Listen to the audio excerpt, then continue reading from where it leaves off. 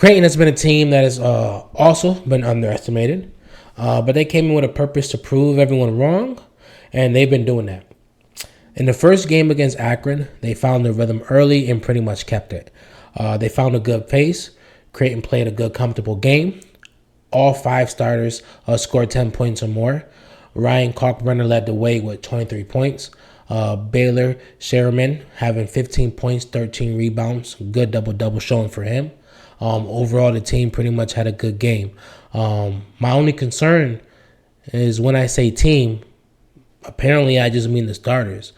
They played majority of the minutes, most of the minutes, and literally logged every single point that they scored that game. No one on the bench scored anything. They barely had any minutes to play, barely had any rhythm.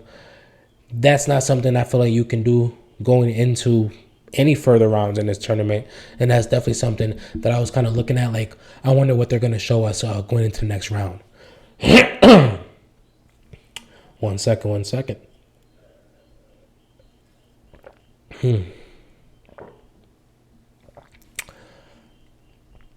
Next game, same story, good and bad. Starters all came in, great consistency. They played great. Trey Alexander had 20 points.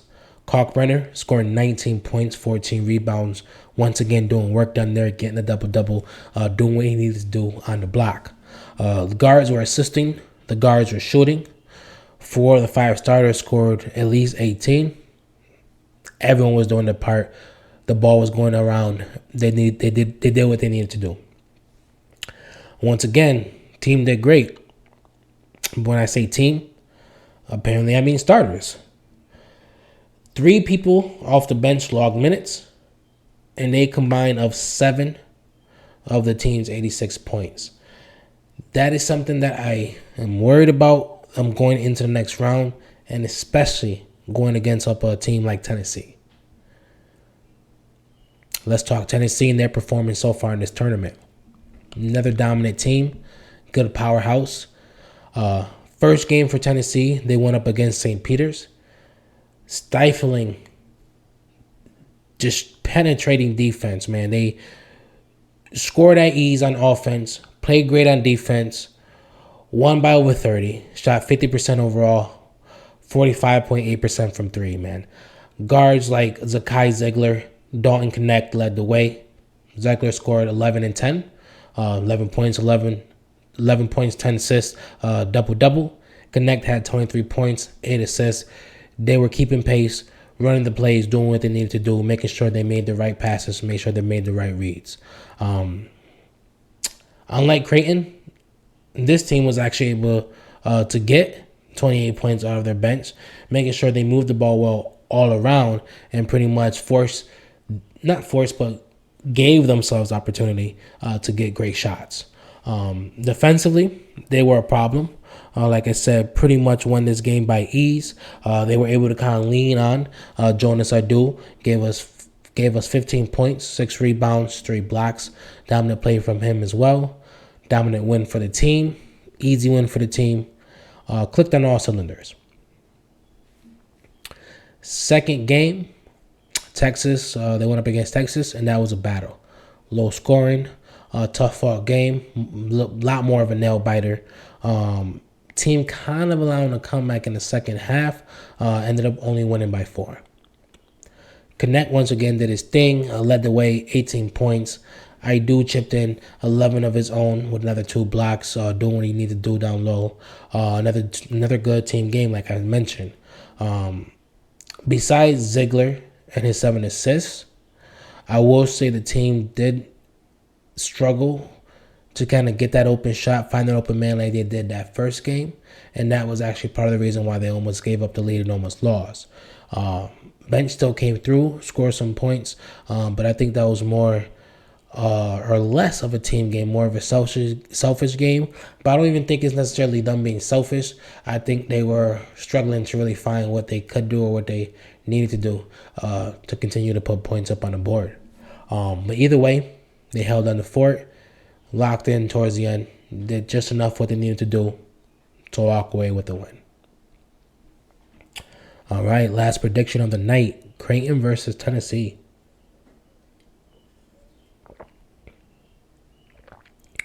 Let's get into it. This one should definitely be a grind. Both have the ability to create half-court pressure. Both have the ability to pretty much slow down the game. Creighton is going to have a tough task trying to stop down Connect. SEC Player of the Year. He's going to give you 20 plus. Definitely a tough task in stopping that man. He can shoot. He can penetrate. He can pass when needed. He makes good reads. Pretty much, he's going to do whatever he needs to do. And they have a good rim protector in Kalkbrenner to try to help. But I will say, as a team, they struggle to guard the outside. And if you allow Connect to get that shot going, he's definitely going to take advantage of it. A team can also use their zone, take advantage of their zone, and find space in the mid-range, kind of get open shots that way. And that's something that not just Connect, but other players on that team can definitely do. So definitely don't want to give Tennessee those options. On the other end, you know how it is. Well, you probably don't, but like I said, I do, is shown that he can be good defensively, but his weakness, I guess you can say, is the bigger man. Basically, when he's been forced to guard up against true bigs, take for instance Edey, Purdue, Baycott, UNC. I'm thinking of past matchups where better than good big men have went up against and went up against him. And Kalkbrenner